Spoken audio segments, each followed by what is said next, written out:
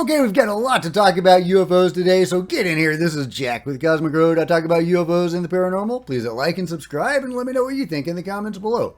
Okay, yeah, to start with, we have more information about the Five Eyes UFO meeting held at the Pentagon and attended by two British officials. And this is from the reporting of Chris Sharp at Liberation Times. UK government confirms two officials attended UFO meeting with international allies in 2023. The UK's Ministry of Defence has confirmed that two of its officials attended a Five Eyes forum dedicated to UAP on May 24, 2023, despite claiming that it no longer investigates the topic. Little disconnect there. I wouldn't expect anything else, but yeah. In response to a FOIA request by a former senior MOD official, Nick Pope, good on you, Nick Pope, by the way, the UK's Defence Intelligence Secretariat confirmed that two members of staff from Defence Intelligence were in attendance. Notable that it's the intelligence people. At the Five Eyes inaugural UAP Caucus Working Group Forum held at the Pentagon in Washington, D.C. This event, hosted by the U.S. government's ARROW, interestingly, itself dedicated to investigating UAP, investigating, debunking, included updates on UAP from all Five Eyes members: Canada, Australia, New Zealand, the UK, and the US. The Five Eyes is an intelligence alliance comprising these five countries focused on cooperation in signals intelligence. This collaboration enhances the member countries' ability to share information and conduct joint operations. Now that's interesting because there seems to have been an international aspect to the UFO control group going back many years. So yeah, is this like the outer layer, kind of stuff? That's kind of where my mind goes, but interesting. Like the deeper layer of the control group, secrecy is, there are people flying around in UFOs and stuff, working with beings and going off world, whatever, but the outer layer is this, more mainstream layer where they're just getting into it. They're tinkering with UFOs, doing UFO crash retrievals, and starting to possibly work together internationally. I'm trying to make sense of this. It didn't quite add up. But in June 2024, UAP researcher Grant Levac published official documentation detailing the inaugural May 2023 meeting through the FOIA request. Speaking to Liberation Times, Nick Pope commented, "I'm pleased that the UK continues to engage on UAP as part of the Five Eyes Alliance and is actively involved in the Pentagon's UAP Caucus Working Group." The Defense Intelligence Secretariat did not disclose the grade or rank of the two staff members who attended the meeting, despite Nick Pope's request for this information. However, Nick has a sense of the ranks of the individuals involved in the meeting. Nick Pope says, "Given the importance that the Pentagon attaches to this topic, and given the need to best represent the UK in terms of Five Eyes engagement, I strongly suspect that the Head of Defense Intelligence Capability Assessment and SCS, that is Senior Civil Service, Pay Band 1 position, would have attended personally. I suspect the second attendee was at a lower rank or grade and was probably a deep specialist in adversary small UAS, unmanned aerial systems, which, Lou Elizondo says that is a euphemism for UFOs, and I believe him. UAS development. That was a deep specialist in UAS development. Nick says, "I don't want to say too much more here, as I suspect this is getting close to the line in terms of classification." Following the release of the documentation by Levac in June 2024, the UK's Ministry of Defence told Liberation Times that UAP does not indicate any military threat and that it prioritizes resources for other defense activities. And I've talked about that before, but here's the quote. In over 50 years, no sightings of ET intelligence, UFOs, or UAP reported to us indicated the existence of any military threat to the UK. That's what the Ministry of Defense said. They are the Ministry of Defense. They're saying there's no reason for defense because they're not a military threat. But the Ministry of Defense says it remains more valuable to prioritize MOD resources toward other defense-related activities. So they're not going to go there. They're not going to touch it. And, that's the way it has always been in the UK. They are even more close-mouthed or more close-lipped about UFOs than the U.S. government. It's crazy. I mean, you wouldn't think it could get any more closer to the vest than the U.S. government, but apparently it can. Not just a stiff upper lip, Brits, but a closed lips. All right, open up. Okay, that sounds dirty. All right. But Ross Coulthart says, the question behind this frankly embarrassing British Defence HQ admission that they did attend a UAP briefing is, why have Five Eyes allies, UK and Australia Defence, actively misled their citizens about the true extent of their obvious interest in UAPs? Yeah, well, so it's always been, Ross, and of course Ross knows that. They're not going to tell the truth to us plebs, not yet, not until there's whistleblowers that compel them to share some of the truth, or else there's some sort of cataclysmic disclosure, something that the phenomenon itself does to force disclosure. So yeah, I don't know which one it's going to be, but we are getting a UFO hearing apparently before the elections, according to Anna Paulina Luna. Will we get some of those whistleblowers to start coming out to galvanize Congress? And, that on the heels of Lou Elizondo's book and 2 documentaries, will that, light the fire that actually gets the full version of the NDAA passed? I imagine that's the plan. I imagine the pro-disclosure people involved in this are trying to get that done. And that's what, their efforts are designed to do. That's probably why, maybe Wise Lou's book is coming out when it is. Maybe that's just the publishing schedule and when it happened because of all the Dopster shenanigans. But it is interesting that it does coincide with, the 2 documentaries and also potentially the new UFO whistleblowers that will testify at the next UFO hearing, hopefully. Interesting stuff. Also by Chris Sharp. Chris says DOD spokesperson Sue Goff, I can never say her name right, tells me that Arrow continues work on Volume 2 of its UAP historical report. Well, we can all look forward to a good laugh when that comes out. I'm laughing already. Okay. No further announcements or release date at this time. The timing could be interesting, Chris says, especially if it coincides with NDAA talks between House and Senate. Yeah, and if it does happen, that's what it will be geared to do.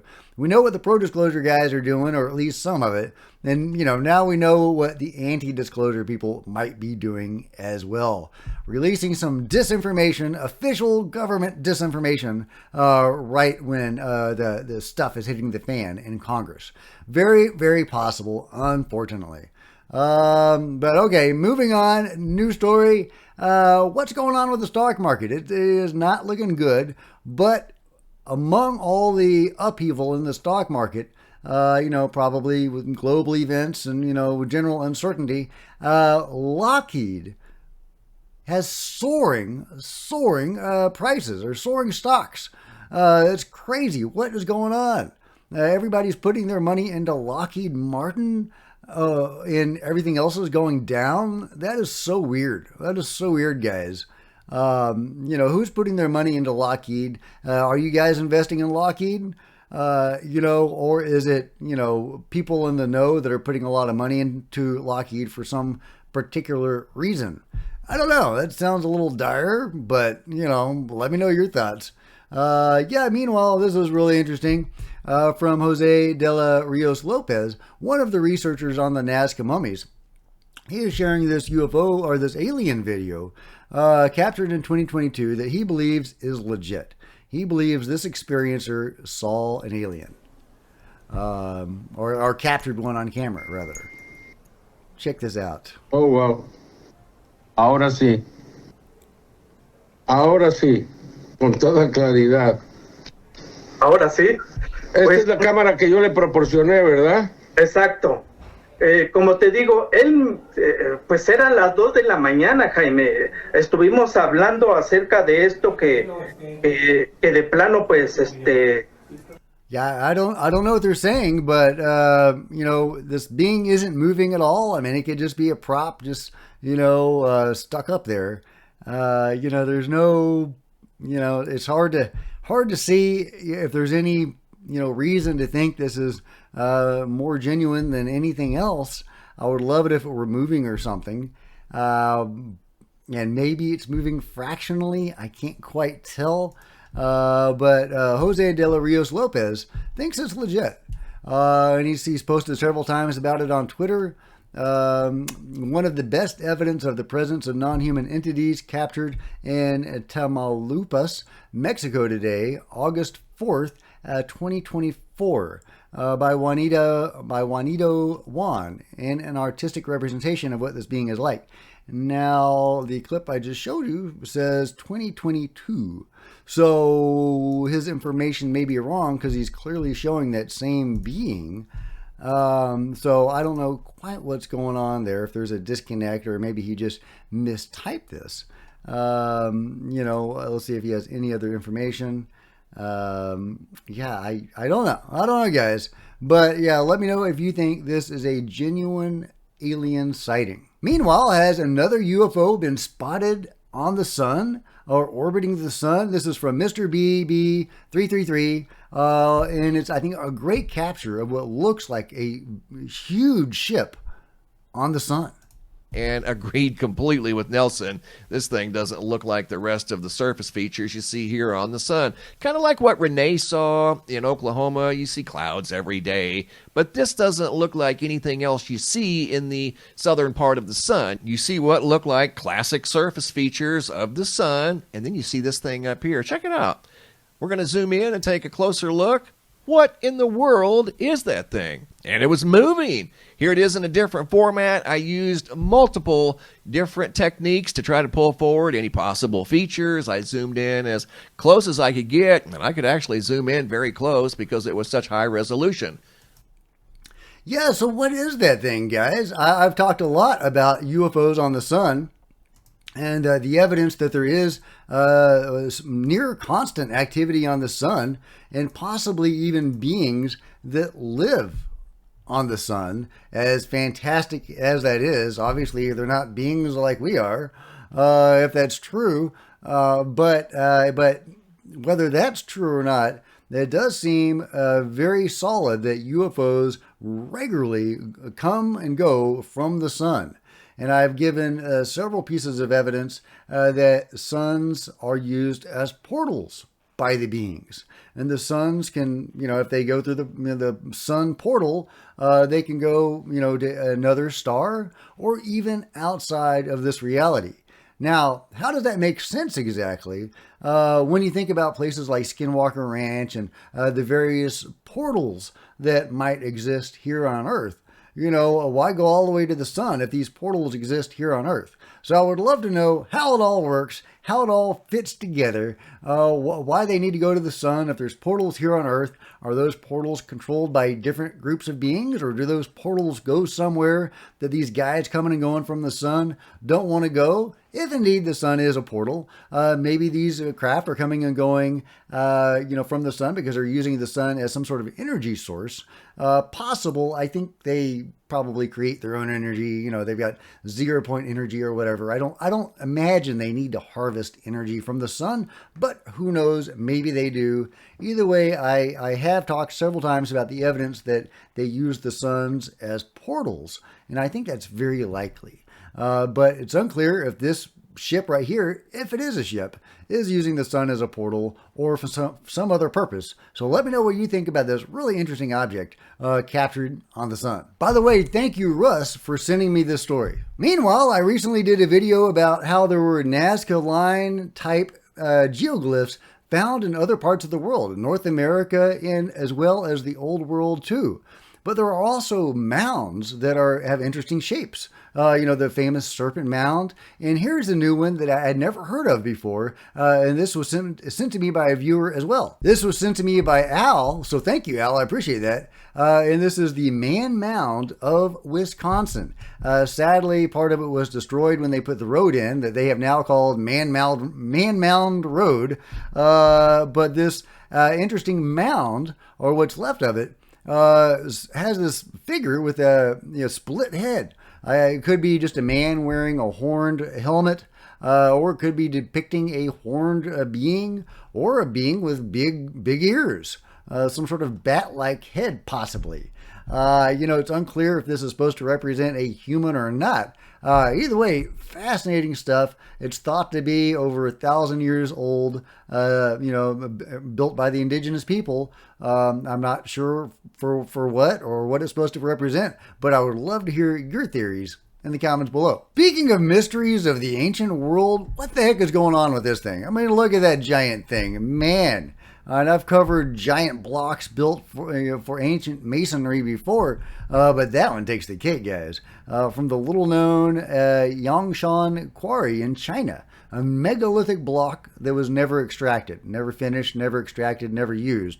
I mean, I think we would know if that thing was ever used. Can you imagine if that was one pillar in a series of pillars? More likely that would be like a foundation or something. But yeah, that'd be. But yeah, it looks bigger in that picture than it does in this picture. Kind of hard to tell. Either way, it's ginormous. Somebody in the comments said that maybe they intended to move this thing with logs, down the river. I don't see that. I don't see that, guys. But if you think this thing could be moved by logs down the river, let me know. The ancient world is full of mysteries. For example, did you know that China had pyramids? China had pyramids. Look at these pictures of these pyramids. Little is known about them. Some are 1,000 years old, or 2,000 years old. Some maybe as old as 8,000 years old. And yeah, there's quite a number of them. We don't, at least one of them was used for a tomb, and possibly they were all built for tombs. But we don't know. We don't know. And here's why we don't know. I'll take you through what we do know of it.